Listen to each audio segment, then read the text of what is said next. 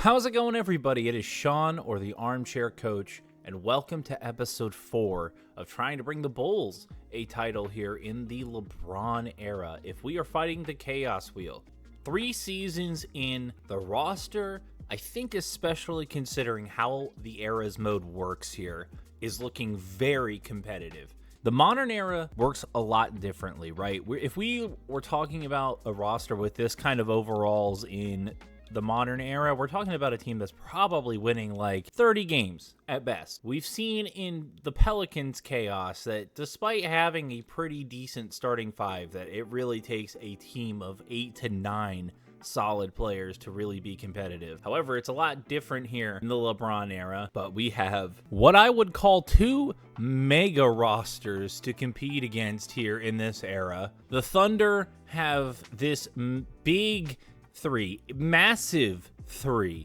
It's so big, it's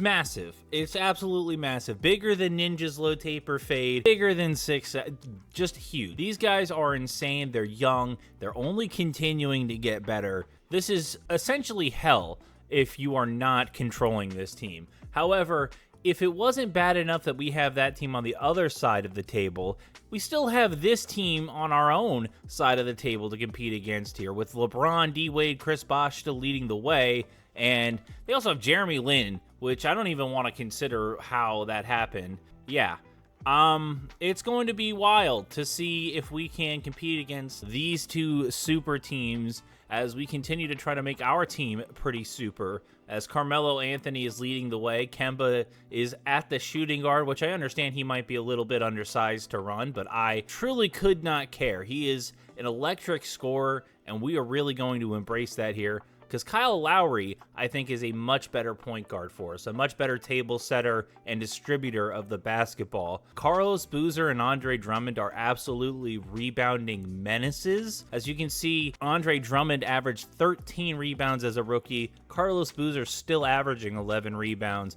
in his 30s at this point. So these 2 are critical to our rebounding success, although Carmelo gets 8 of his own. This team is impressive. I really hope that we can keep this roster around long term. Yeah, let's also talk about Yao Ming being our 6th man. I'm excited to have a guy like him coming off the bench. Could you imagine, right? And we are going to get into things here. We're going to spin our chaos wheel for the first time this season. Chaos wheel on the screen, and if you haven't seen our Pelicans video, we are getting in the habit of spinning, or not spinning. Well, I mean, we do spin it every time, but we are shuffling this every time we spin it to make things as random as possible here. Let's see what the very first thing we are doing this season will be. We are trading a young player for an unk here. So we will see what team that will be too. We'll shuffle the teams list here as well and spin that. This is a kind of an interesting deal for us to make here. Maybe we trade a young, talented guy for a older. Okay, so we've got our team list on the screen.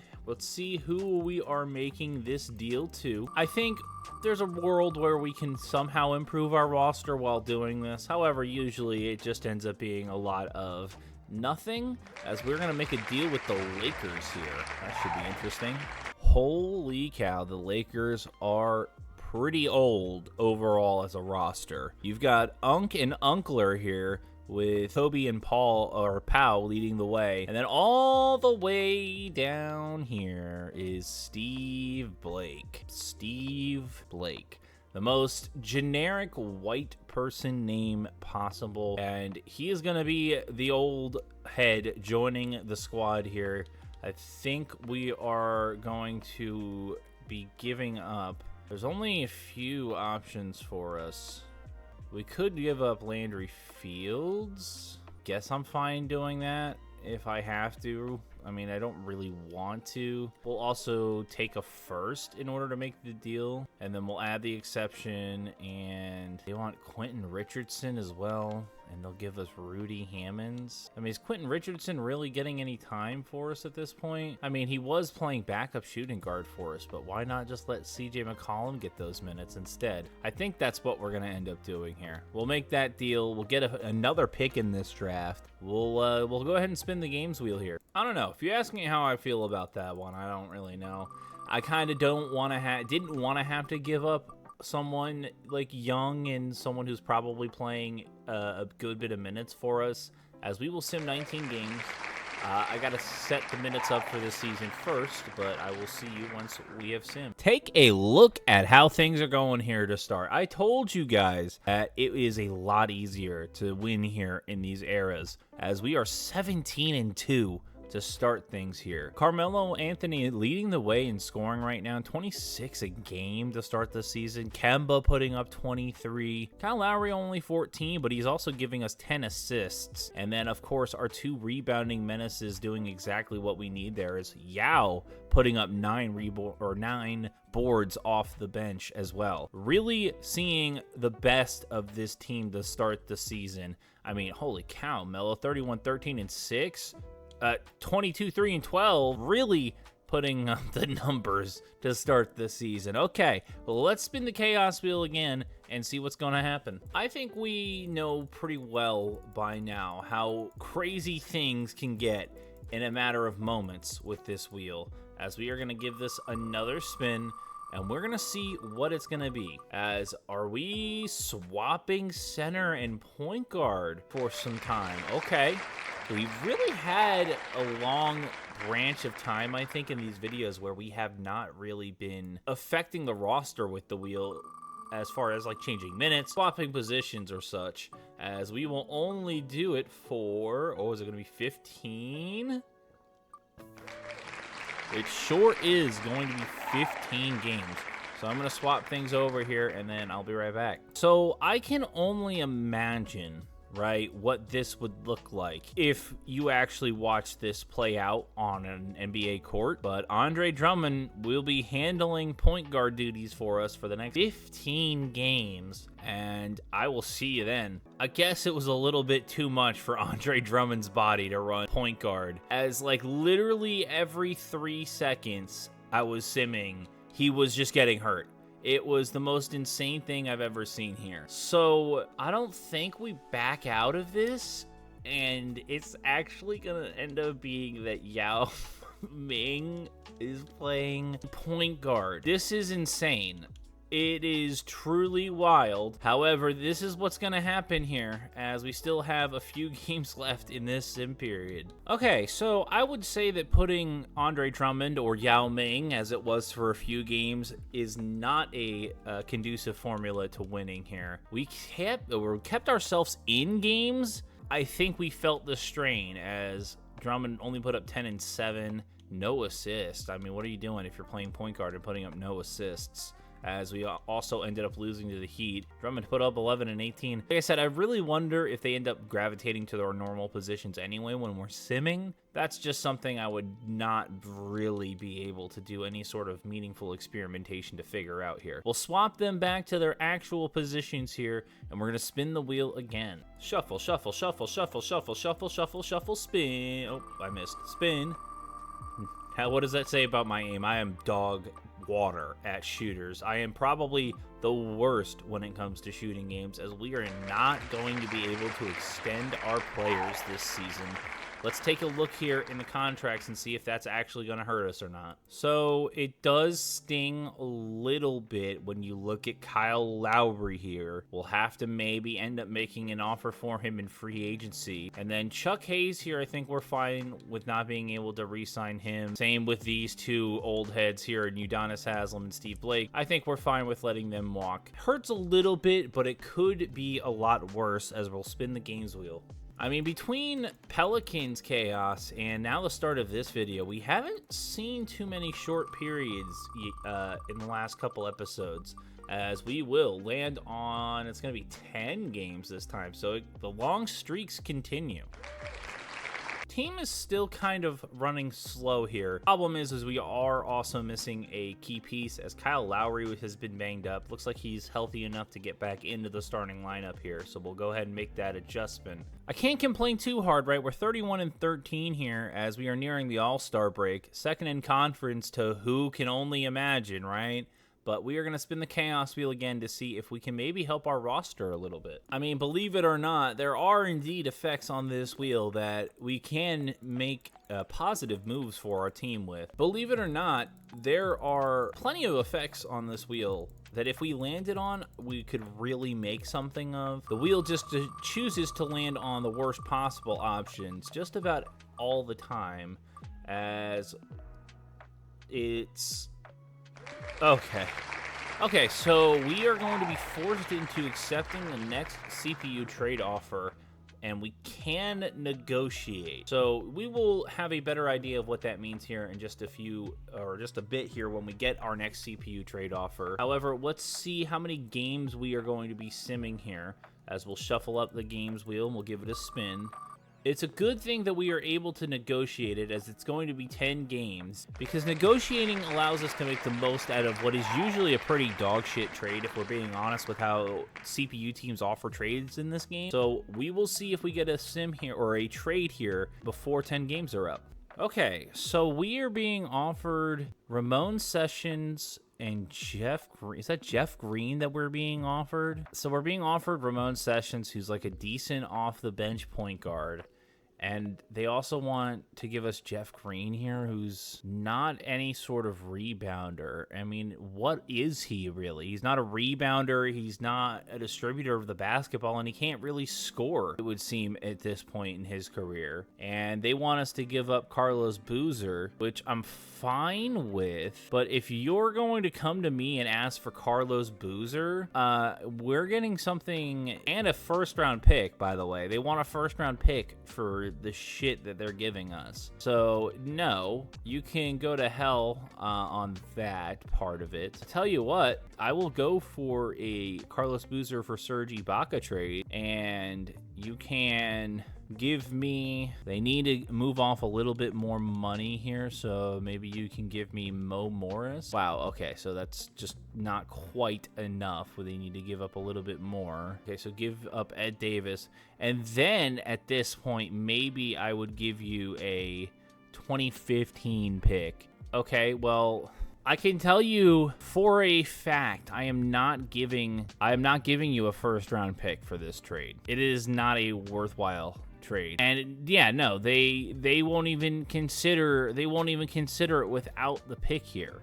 Genuinely, what are we talking about? Like, they want a first for what? And they want the Lakers pick from this year. They want the pick that we literally just went out and acquired for ourselves. The one of the two picks we've got in this draft. I mean, this is the most stupid thing. And we're talking about a championship contender team making this offer for Carlos Boozer. I'm not giving up a pick unless you're gonna give me... This is so frustrating because I can negotiate, but this deal in particular, there's just nothing to... It's not like I can say, hey, give me Russ, KD, or James Harden, right? They won't even give up Serge Ibaka or anybody else probably on their roster. The only option I have is to accept the dog shit as it's been presented to me. And I can't do that. I refuse to give up. I refuse to give up like something that is so valuable for us, which is the rebounding we get from Carlos Boozer. For someone who, I mean, is Jeff Green just not getting any minutes? He's their starting power forward, and he's just not effective at all. I mean, could it be that we get him on board our team and he's just better? I don't know, but I refuse to.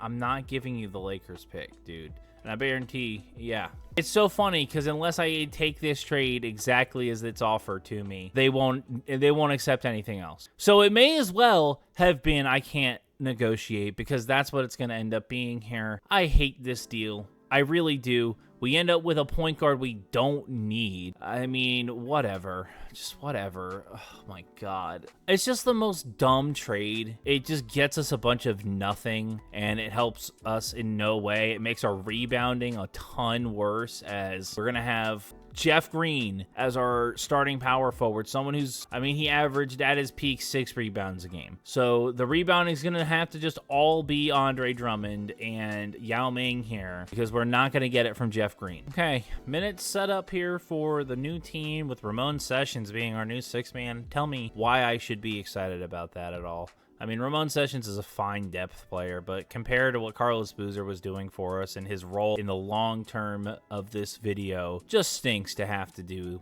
that trade and not really get anything more out of it that we could have had, because we're having to trade with the best team in basketball. But it's time to spin the games wheel again. Yeah, I need a long break after that one. Just kidding. I just remembered that we are still, it's only been, I think, like 2 games of the sim period before we ended up getting a trade here. So I will finish the next 10 games, and then we're going to spin the chaos wheel again. All right, so we finished 10 games here. We're 38-16 as we will spin the chaos wheel. I think it's just a little bit too soon to look at the stats, right? We just haven't had enough time to mesh together as a roster.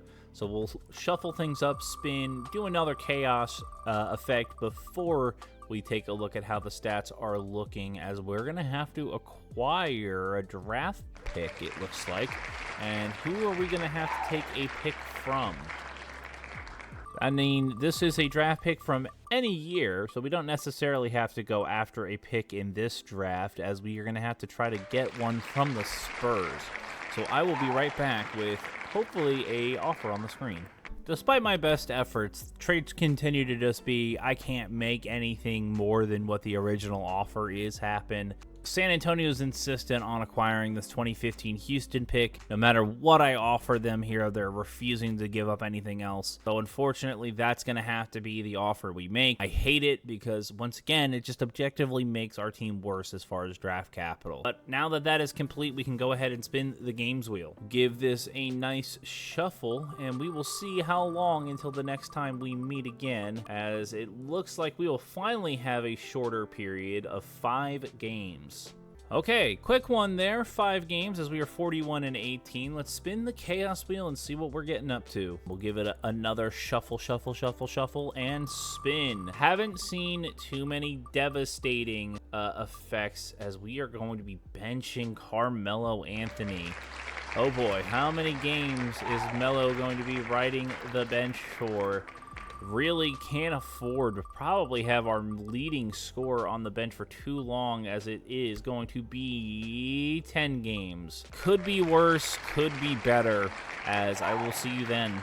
We are running this ridiculous lineup of CJ at the small forward. Don't question me on it. We're just doing the most stupid thing ever because we don't really have a choice. We don't have anybody better at small forward to back up Carmelo here. So I will see you in 10 games. Okay, so 10 games passed here. Let's immediately make sure, as the lineup has kind of gone downhill quickly, as Kyle Lowry had to go out, so we've had to swap quite a few things around as Chuck Hayes was playing some small forward. The lineup is just a mess when things are not healthy. We can see our rotation has returned to some sort of normalcy here. Kyle Lowry is still a little banged up, but we'll work with that for now, as we will spin the chaos wheel once again, getting close to the end of the season here, as one more long period of time could make this the last spin. We have really only had a couple of different effects this video. It's kind of strange how no matter how much we seem to shuffle this wheel up,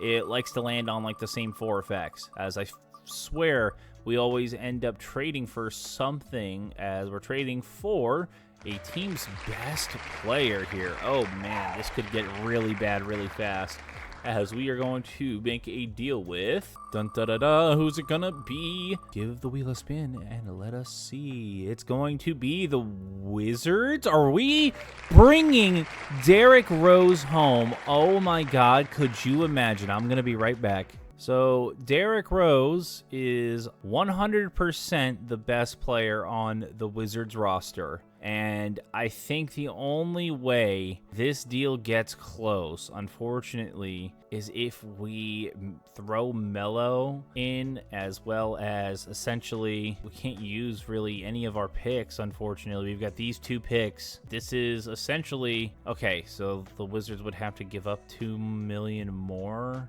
Give me Trevor Booker as well. 84,000 is the difference here. Are we so I mean, we could just offer this deal straight up. It's Melo and 2 firsts for Derrick Rose. However, yeah, they're not impressed by that offer. I mean, we could give them Kemba as well. And I mean, yeah, I mean, there's just no way. The way their roster is set up, it's not. They don't have anybody of value here. We could get Derrick Rose and Trevor Booker for Melo, Kemba, and 2 firsts, but they're still not interested in that. I don't think we have the assets, if I'm being honest, guys. As much as I would just love to bring him home here, it's just not possible. He's way too talented overall wise, and unfortunately we just don't have the assets. So it's going to be a respin of the team's wheel here. It really stings because it would have been an amazing trade to maybe hopefully cap off the series, right? We're hoping to win the championship soon with Derrick Rose back on the roster, but not so much. So we'll shuffle the teams list up again, and we will see. I mean, the only way we can do this is if it lands on a team that's not that great, like the Orlando Magic, perhaps. Okay, this is a long shot of a deal, right? I don't think the Magic they might feel as though they're championship contenders with Zach Randolph on the roster. When did he join? Okay, I guess he must have just signed there. But this is an interesting roster. Probably not a roster you would think would be competing for anything here. We're gonna send this deal out, and okay, they think Dwight is untouchable. Is this reckless? Is this reckless at this point, right? We could put Ramon Sessions at shooting guard, and then we would have like Melo and Dwight Howard as our 2 big guys here. However, even with this offer, it's just not happening. So once again, we're going to go back to the teams list. We don't have the assets, and I can't move off of my best player to make that happen, because at that point we're swapping. We don't have any sort of talent behind Melo, and that becomes the big problem with a deal like that. I just don't think it's worth it for us to struggle or just make a swap like that if we don't have to, as maybe we can make a deal here with the Spurs.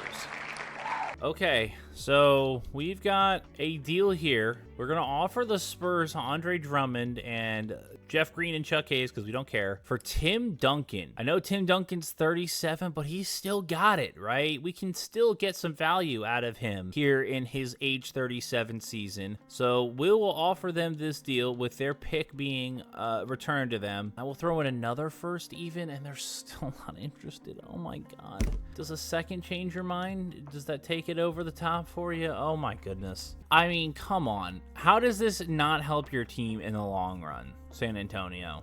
I mean, 2K team logic is like, wow, you guys are giving us 3 players who could definitely just step in and be in our rotation immediately, as well as a young and budding star. 2 picks as well. Nope, we'll pass on that. Fuck you, actually. Yeah, fuck you too, San Antonio. We're spinning the wheel again.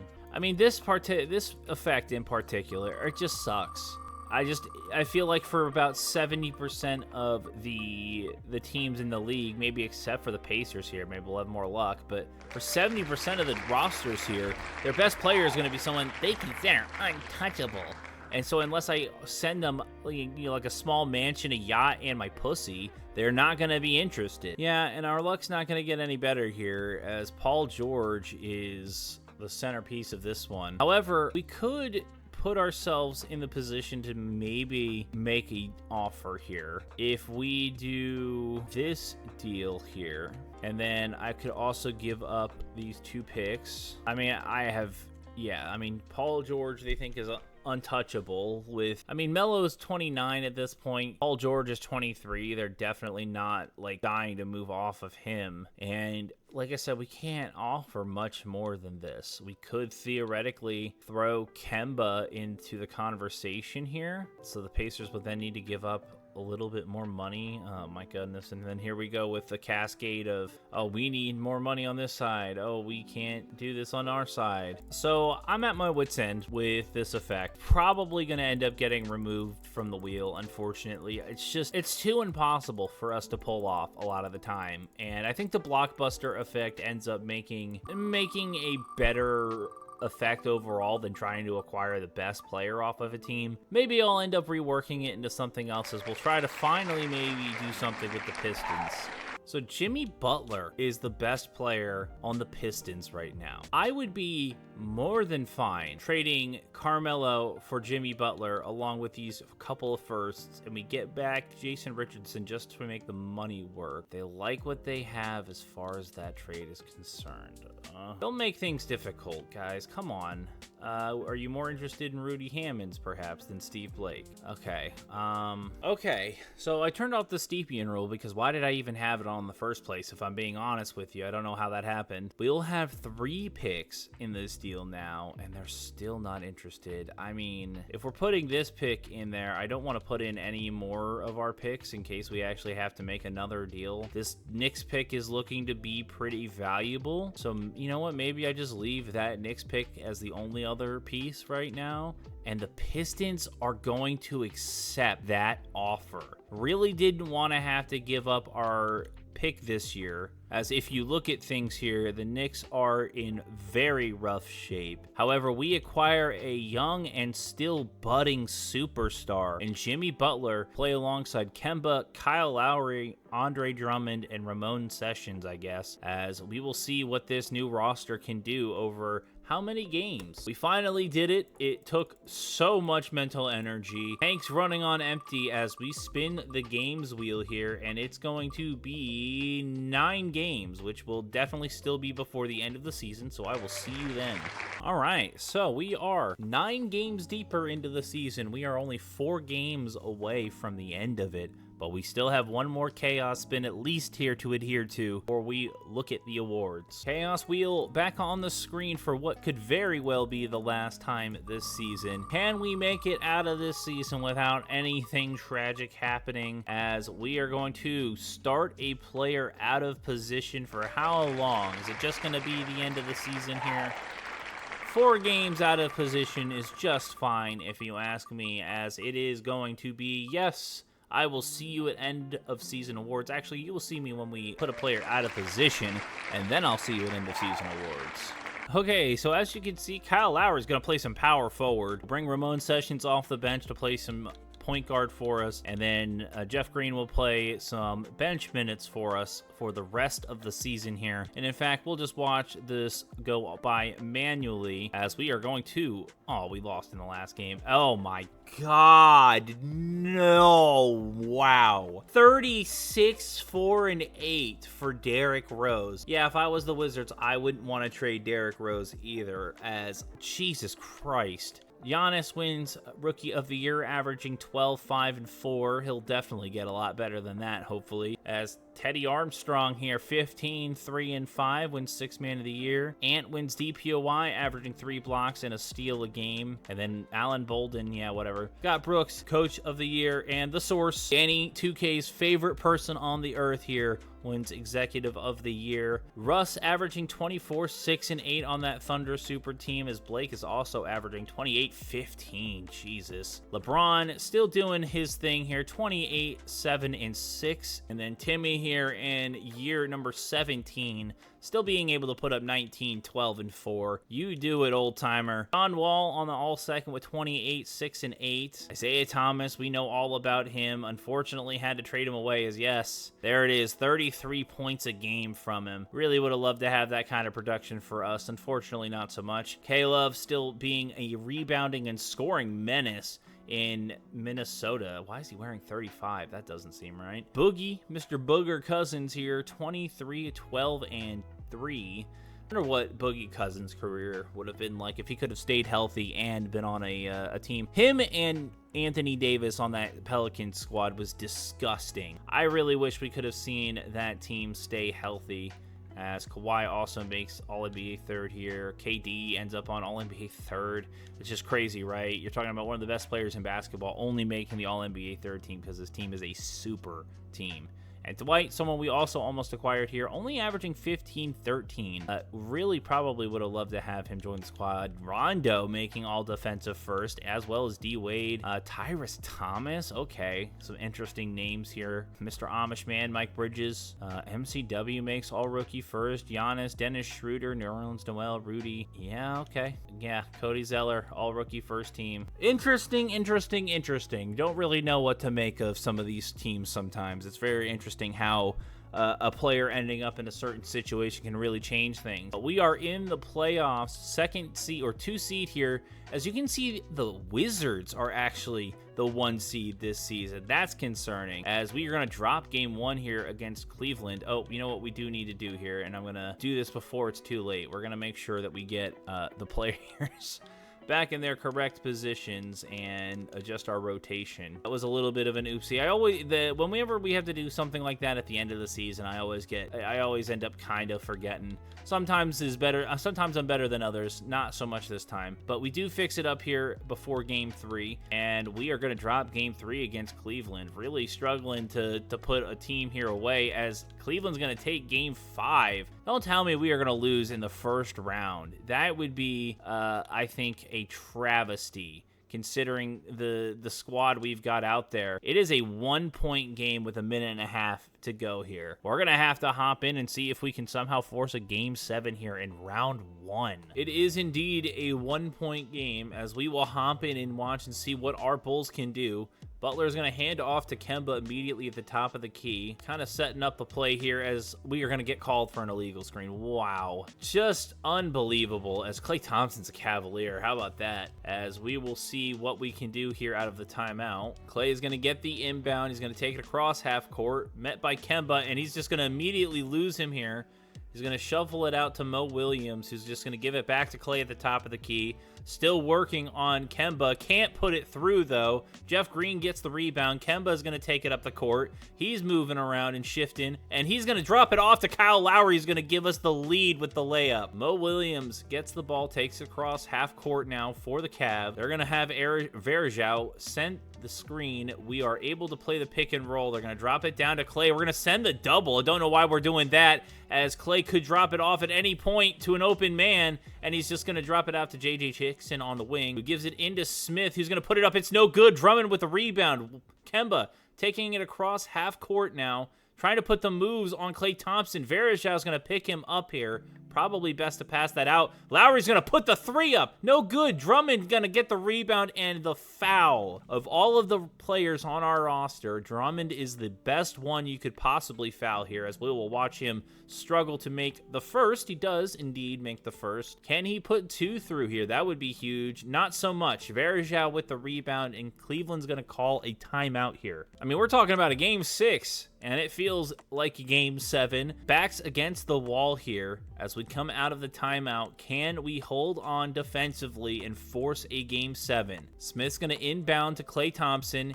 He's driving on Kemba, and Kemba's playing some tough defense aside from being outmatched size-wise, as Klay is just kind of dribbling out for the last shot. He's finally driving it inside. Hickson on the wing, puts it up. It is no good. We force a pivotal game 7 here in round 1. Deep breath out. Commentating getting a little bit better, if I do say so myself. Basketball commentary is a little bit tougher than football commentary, I would say. It just never stops like football. You don't have a moment to like gather your thoughts or catch your breath before something else happens. As we are going to once again hop into the Simcast here for game 7. Can we close Cleveland out? It looks like we will manage to close out that series in 7. Thank the Lord, as we will get through round 2 here, as Yao's got a sore knee. You're going to have to suck it up there, Buttercup. We got games to win, as it is a tied series here. In game 5, it goes to the Hawks. We're going to have to once again hope that we can force a game 7 here. I mean, what are we talking about? Our roster is really young and talented, maybe a little bit too young for our own good. We do manage to once again force game 7 here, and we will watch as we are up pretty big here in game 7 and do manage to reach the conference finals once again. And we have another interesting conference finals matchup to watch here. Can the Wizards down the Heat to meet us in the conference finals, as it is a close game here, but the Heat are pulling away, and the Heat managed to down the Wizards in 7. So a matchup that we have begun to get quite used to has taken shape here in the conference finals. You've got the Thunder and the Clippers here on one side, and you've got us and the Heat on the other. We know all about this Heat squad, and I don't know so much about this squad. We'll let the game sim game 1 for us. So it's Ramon Lopez, Eric Gordon, Al-Farouq Aminu, and Blake. So I mean, it's just like Eric Gordon and Blake Griffin. Yeah, I think we know what team is going to come out on top in the West, as we do manage to take game 1 from the Heat here, as the Heat take game 2 from us. The Heat take game 3. We take game 4. The Heat are going to take game 5. So for the 3rd time in this playoffs, we are going to have to go to the Simcast in game 6. And unfortunately, once again, it looks like we just do not have it to beat the Heat. It's going to be a Thunder versus Heat finals. We've seen this so many times at this point. What will it take to unseat one of these teams, as it is a tie series here? The Thunder are up and they are going to win another title. I mean, it's just demoralizing, right? The team that they've got is just insane. They're young and they're not getting worse anytime soon. As if we look here at the history, you can see that the Thunder have rattled off 3 championships in a row. I don't know what it's going to take, but we're going to have to find an answer here. As Paul Pierce retires, Vince Carter, you would imagine both of those guys are Hall of Famers. Nobody else really here that looks to be making it. Wow, Marc Gasol dislocated his knee and is out for his career. That's a shame, as it's only Paul Pierce making the Hall of Fame. That's interesting. And we will go to the draft lottery. We won't be getting a pick, as it's going to be a Nuggets, Bucks, and the Pistons will get the 4th pick there. Obviously, we have no selections in this draft after we have traded away all of our picks. Unfortunately, that's what we did, trying to make our team better. This is the Nikola Jokic draft. Definitely would have liked to have had a pick in the draft. And without a pick in this draft, we can't even spin the draft chaos wheel, unfortunately. We're just going to have to go up here to the team and player options. Luckily, we have some young and incredibly talented players of our own. We don't really have to worry about bringing in a talented rookie, as we will get here to free agency. We've got plenty of cap holds that we can try to get off of. I think we'll go ahead and renounce the cap holds on just about all of these guys down here. All right, we're fine giving up that. The priority becomes is, can we bring back Kyle Lowry? Or do we want to bring back Kyle Lowry? I feel like Kyle Lowry is a great point guard for us, someone we could definitely continue to value as a big piece for us. Now, outside of him, obviously we're not going after any huge free agents in this class. We can't afford them, so no need to spin the yes-no wheel. We do need to start bringing in some depth to go behind Kyle Lowry. I like this Matt Hill guy. He's a young and fairly talented-looking small forward. We'll send him a contract, let him come off the bench for us, perhaps. And then here at power forward. So at power forward, I think we go after Jeff Green again, as much as I don't want to.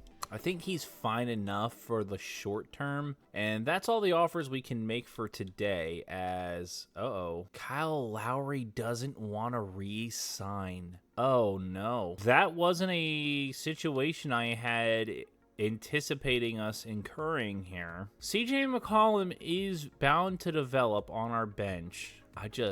Wow, I wasn't expecting him to straight up deny us. I think maybe we give Mo Williams a 2-year deal here to fill the need at point guard, and then we'll also send an offer at Patty Mills, because obviously Patty Mills is young and a great depth piece. And it looks like, okay, so we do manage to sign Mo Williams, Patty Mills, and the rest of this squad, and then I guess we'll renounce Kyle Lowry's rights, as he will not, he'll not sign with us, unfortunately. That's really disappointing, you know? But I think Mo Williams is a fine enough point guard. We could theoretically put Kemba back at point guard if we wanted to. Jimmy Butler at small forward, and then power forward I think is really where we are the weakest. We are here in player progression now, as Jimmy Butler gets a little better, Kemba gets a little better, Andre Drummond gets a lot better.